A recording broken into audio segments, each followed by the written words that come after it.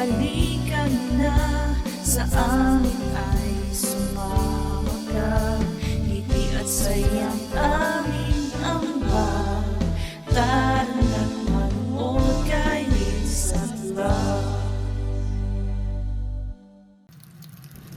Oh, hayo, Team Liosat. Hello mga bro. Today po is Wednesday. It's a super busy Wednesday po. Meron po akong part-time job today and maaga ako aalis. 10 a.m. pa naman yung schedule ko sa work. Pero mag-a-advance ako ng isang oras papunta doon. Mamayang 8:30 ako aalis para alas 9 nandoon na ako. Sa mga susunod na vlogs ko na lang ikikwento sa inyo kung bakit 1 hour advance akong pumapasok sa aking part-time job. But anyways, na-prepare ko na yung mga breakfast nila, pati yung bento ni Jack Jack, pati si Jack Jack na-prepare ko na rin. Pero dahil maaga ko nga alis, si Papang Nayo maghahatid sa kanya sa Hoy Queen niya.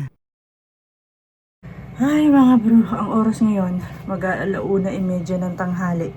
Nakalimutan niyo yung cellphone ko dito sa bahay. Naiwan ko sa gangka yung cellphone ko. Tapos pagdating ko doon sa part-time job ko, nasa cellphone yung parang ID, may barcode. Kailangan mong i-peep doon yun doon pag nag-enter ka. Nawala yung cellphone ko. Tapos may isa pa akong spare na cellphone na nandoon sa sasakyan. Yung dating cellphone ni Kuya Jerome. Tapos nilocate ko, nandito pala sa bahay. 2 hours lang tayo today sa part-time job. And yung first hour ko, nag-benkyo-benkyo lang ako sa tablet, yung mga kailangan pindutin, training, ganyan. Tapos yung the next hour, nag-orientation naman ako. Orientation ko, ano yung mga gagawin kapag may sunog, kapag lumindol. Tapos tinuro sa akin kung saan itatapon yung mga basura, yung mga binibetso-betso o dinidifferent kasi nila yung basura. Iba yung pet bottle, iba yung takip ng pet bottle, iba yung plastic ng pet bottle. Mga ganun. Mga plastic sa nakalagay, yung mga ano-ano pa, mga battery, mga ganyan. Yun yung orientation today.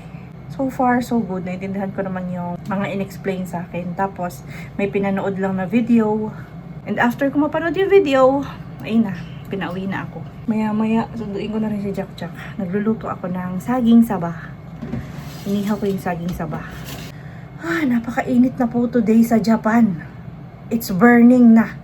Tapos, ang problem na sasakyan ko, parang ang hina naman ng aircon niya. Yung buga ng aircon, parang hindi ganun kalamig. Papacheck ko na naman siguro yan, pero hindi pa ngayon. Kasi wala na akong pera, naubos na doon sa pagpapaayos ng engine. Check lang. Next time na kapag may extra money na naman ako, papaano ko na naman yung aircon, bakit mahina. Kain mo na ako, wait lang. Tapos na yung aking saging na saba. I-slice ko na lang ng ganito yung saging. Kasi wala na akong butter ko, konti na lang. So, ihalo ko na lang din yung butter. Ayan, tapos lagyan ko ng konting sugar. Si Papang nasa taas na natutulog. Pahinga lang ako ng saglit. 30 minutes. Tapos, sunduin ko naman na si Jack Jack. We are back home mga tita bro. May merienda lang si Jack Jack. Makain siya nito Biscuit na kasi to na mayroong chocolate. Yan, pag hindi ako nakakapag-bake, yung mga ganyan lang yung merienda nila. Minsan saging, hinapay from yung supermarket. Tingnan ni Mama baon mo. Naubos mo baon mo today? Oh! May natirang yung fish. Pero ubos yung kanin. Good job naman, Malang. Good job. Don't like this? Gusto yung Mama yan? Gusto mo rin? Sorry. I see.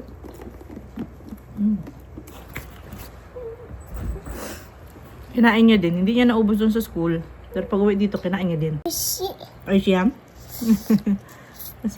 Oishi? Ba't di mo kinain sa school? Ba't di mo nubos sa school? Oishi ne. Ay sus.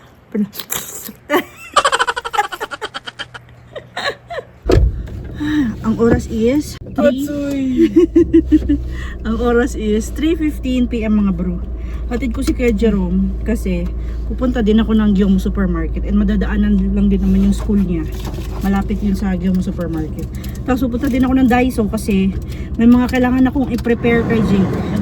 Bayan ka. Sobrang lakas mo naman. Wait lang. Kasi kakaano lang ng sasakyan Kaya medyo mainit pa. Ayan. Sobrang init na po sa Japan. Sobra na. May mga ipiprepare kay Jake kasi tomorrow Nak, hindi dito matutulog si Jake nga one day. Oh my God, can we survive? I think we can. Kasi si Kuya Jake pa naman yung runner namin. Lagi na lang, Jake, kunin mo to Jake, ah. Si Kuya Jake yung runner namin. Makasurvive kaya naming dalawa ni Kuya Jerome nang wala si Kuya Jake. Nilock mo yung door natin. Nilock mo yung door natin, Nak. Ikaw, ma'am. Naglock ah. Hindi yan, doon sa bahay. Doon sa Oo, bahay, nalock ko, nalock mo na. Ay, napakainit. Sobrang init. So, one day si Kuya Jake, ay hindi, tomorrow, buong araw, tapos the next day, Ano siya? at saka siya uuwi. So, magka-camping sila for one night. Kaya, mabibisi ako mamaya. Dadaan akong Daiso, prepare ko yung mga gamit niya. Pupunta mamaya yung teacher, i-check yung mga gamit. Sobrang busy. Sobrang busy na mi. Sobrang ano ng Facebook. Oily. Pero nakaligo na ako nito ah. Ang dugyot ko ulit. Nak, nakaligo na ako nito nak. Ang dugyot ko ulit nak. Sobrang init kasi parang kakaligo ko lang puwis na agad ako. Kakaligo ko lang na puwis agad. Ano mo, wala naglalakad na tao. Oh. Walang naglalakad na tao. Sa bahay siya lang nag-aircon. Naka-aircon ang lahat ng tao today. Si Papa mo ang himbi na tulog kasi ang lakas na aircon.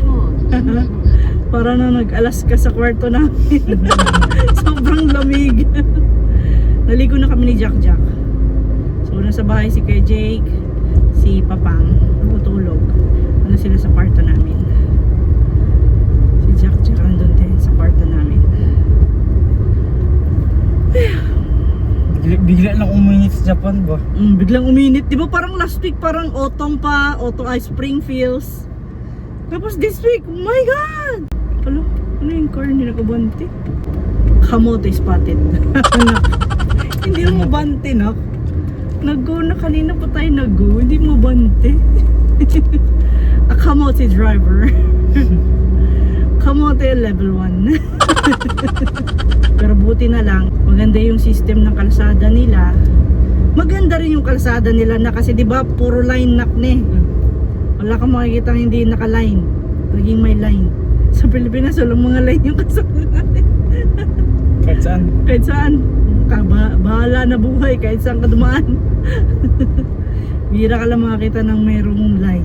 Dito kahit sa mga ano, 'di ba? Sa mga bukid-bukid, may line pa din, 'di ba, no?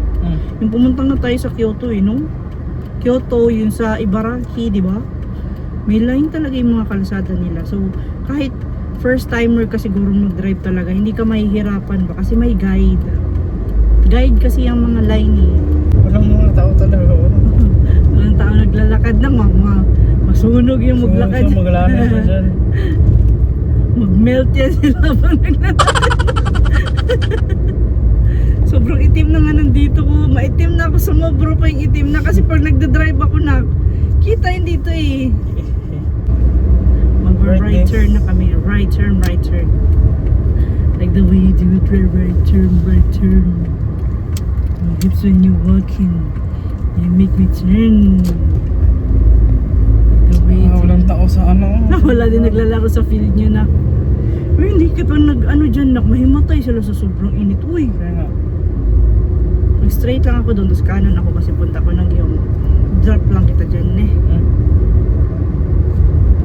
Okay.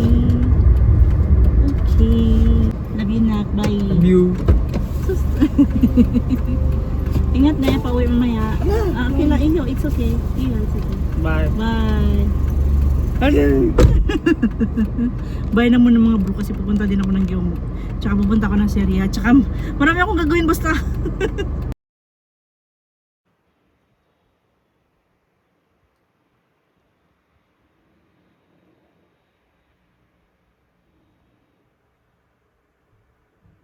Wake up, Papa. Wake up, Papa.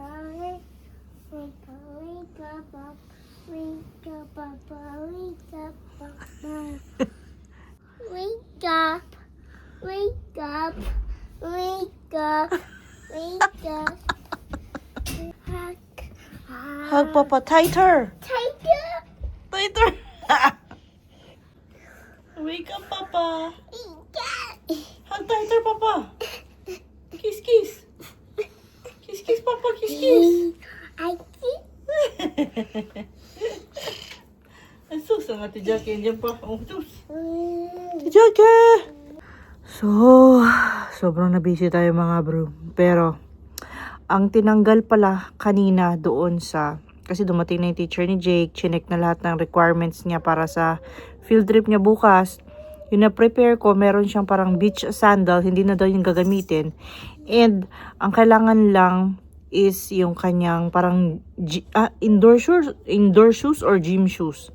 So, nilagay na namin kanina doon sa bag. Tapos, ang idadagdag ko na lang sa backpack niya, ang kulang is 2 water bottle. Yung 500 ml, bibili pa ako. Tapos, yung bento niya for tomorrow. And yung bento niya, kailangan daw nakalagay sa food pack. Para pagkatapos kumain, itatapon na lang yung food pack. Hindi na kailangan dalahin yung bento box para dito sa bahay, dito pa hugasan. Hindi na. Food pack na lang para diretso tapon after nilang kumain. Tapos, yung suot niya bukas, white, red boshi, yung uniform niya na t-shirt at saka yung short. Tapos, aalis siya bukas dito ng 7:15 a.m. kasi 7:30 aalis na sila from the school. So, yun lang yung parang mga reminder kanina ng teacher. And ako din bukas, meron akong part-time job. Pero maasikaso ko muna si Jake tsaka si Jack Jack bago si Jake pumunta doon sa kanyang camping and si Jack Jack bago pumunta sa kanyang bago siya pumunta sa kanyang school naman. So, medyo nakakapagod ay. Napagod ako doon sa mga prepare ko kay Jake.